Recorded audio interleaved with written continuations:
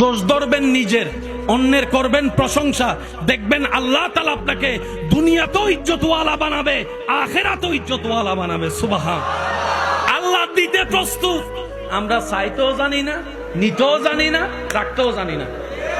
এখানে অনেক বাবার সন্তান এমন আছে, বাবা কষ্ট করে টাকা কামাইছে, ছেলের আর টাকা চিন্তা করার দরকার নাই, কিন্তু বাবার দেয় ব্যবসা, ছেলে রাখতে আছে।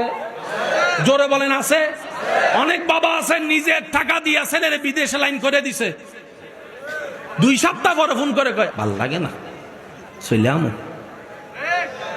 আছে তো দোষ কার, বাবার না ছেলের? এটা সবসময় মাথায় রাখেন। আপনাদের কি ভাইয়া কষ্ট হচ্ছে?